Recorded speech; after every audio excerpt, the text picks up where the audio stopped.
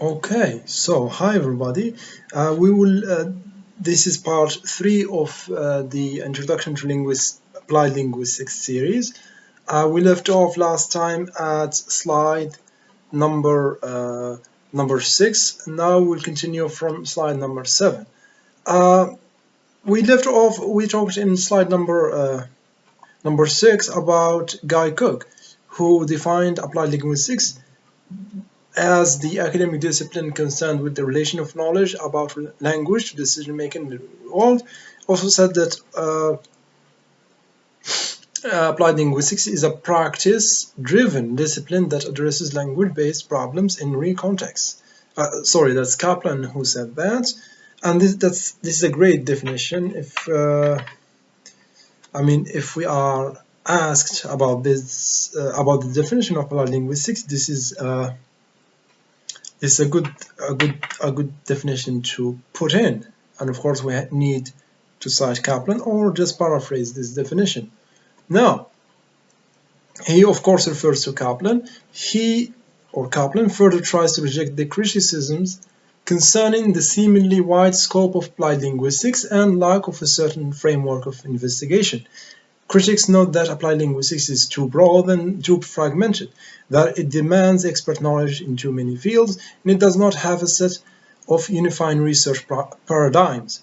However, it is possible to interpret applied linguistics as a discipline much in the way that many other disciplines are defined. It has a core and a periphery, and the periphery blurs into other disciplines. This picture may not be very different from those of several other relatively new disciplines in academic institutions.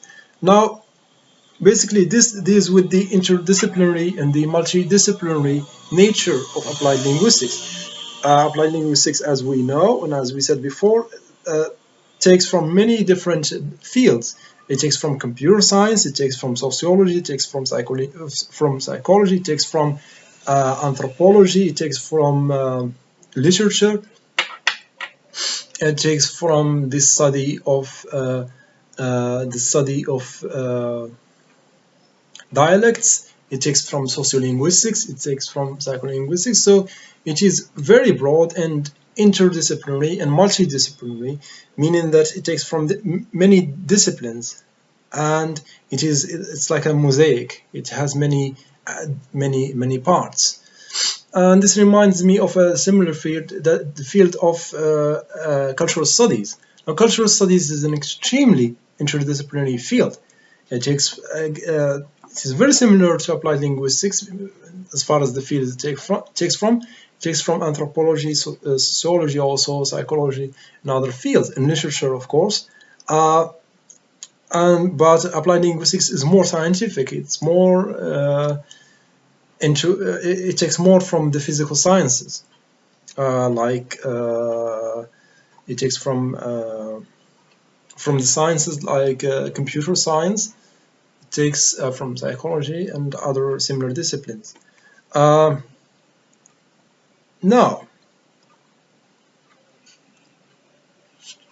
so here we'll talk about the relevance. On this slide, we'll talk about the relevance of applied linguistics to language learning, to language teaching. Sorry, pardon me. So Pitt Corder, he's very famous. This scholar, this linguist, Pitt Corder. Corder comments on the relationship between applied linguistics and language teaching as follows. There will certainly be some readers who, while not disputing the relevance of linguistic studies to language teaching, will nevertheless criticize my implied restriction of the term applied linguistics to this field of activity, i.e.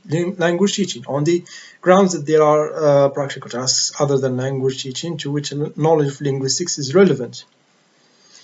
I do not disagree with them in principle, but claim nevertheless that because of the greater public interest in language teaching and the considerable official support there has been in recent years for research and teaching the application of linguistics to language teaching, that's quite a mouthful, that's quite a lot. So this term, i.e. applied linguistics, has effectively come to be restricted in this way in common usage. Meaning that, so let's read it slowly again. So there will certainly be some readers who while not disputing the relevance of linguistic studies to language teaching, will nevertheless criticize my implied restriction of the term applied linguistics to this field of activity, meaning language teaching. So there are the field of applied linguistics sometimes gets equated to the science of language teaching and learning.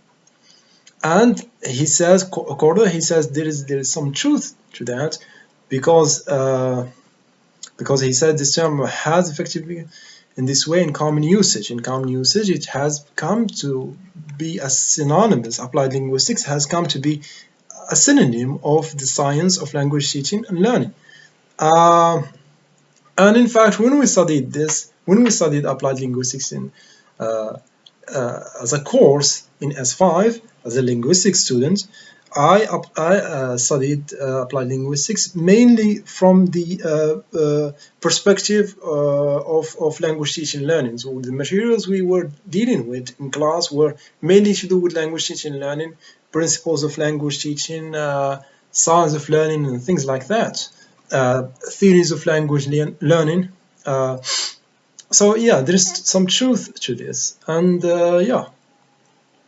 Now, he continues to say that he is enough of a purist to believe that applied linguistics presupposes linguistics, that one cannot apply what one does not possess, meaning that linguistic theory, the things that we study in semantics, the main branches of linguistics, semantics, pragmatics, and also the other branches like psycholinguistics, sociolinguistics, and so on. These branches of linguistics are the basis of applied linguistics. They are what we apply, in fact. They are the knowledge that we apply to real-world problems that concern language, in which language is the thing that is under study, and the thing that has to do with the problem. Now, elsewhere, Corder comments that linguistics provides a growing body of scientific knowledge about language which can guide the activity of the language teacher. So linguistics provides a growing body of scientific knowledge about language which can guide the activity of the language teacher. And here we can give the example of meaningful learning versus rote learning. Meaningful learning is better. It should be employed by teachers. And that conclusion was arrived at through the study of psycholinguistics. The way we studied the way in psycholinguistics, we came to the conclusion that human beings learn through association, through building on previous knowledge, and therefore we came to the conclusion that the best way to teach, as a result of this finding, this scientific finding in psycholinguistics, so the best way to teach is to rely on this built-in method, this built-in mechanism in the human brain of building on previous knowledge. That's why it says here that that's one example of how linguistic knowledge can help us teach language better.